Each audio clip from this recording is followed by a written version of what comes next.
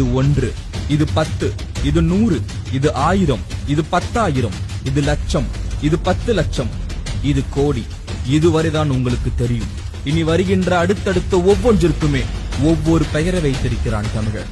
இது அற்புதம், இது நிகற்புதம், இது கும்பம், இது கணம், இது கற்பம், இது நிகற்பம், இது பதுமம், இது சங்கம், இது வெள்ளம், இது அந்நியம், இது அர்த்தம், இது பரார்த்தம், இது பூரியம், இது கோடி கோடி முக்கோடி எனப்படும் பிரம்ம கற்பம்.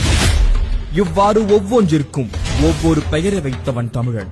இது மட்டுமல்ல, ஒன்றிற்கு கீழ் உள்ள இறங்குமுக எண்ணுக்கும் பெயர் வைத்திருக்கிறான் தமிழன். கேட்டால் ஆச்சரியத்தில் உறைந்து போய்விடுவீர்கள்.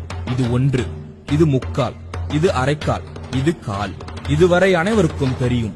இனி கேளுங்கள்.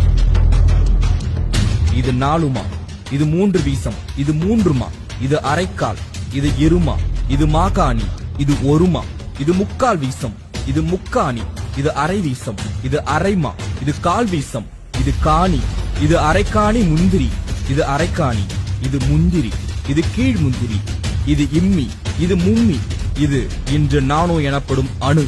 அணுவுக்கும் கீழே அளந்துள்ளான் தமிழன். இது குணம், இது பந்தம், இது பாகம், இது விந்தம், இது நாகவிந்தம், இது சிந்தை, இது கதிர்முனை, இது குரல் வளைப்படி, இது வெள்ளம், இது நுண்மணல், இது தேர்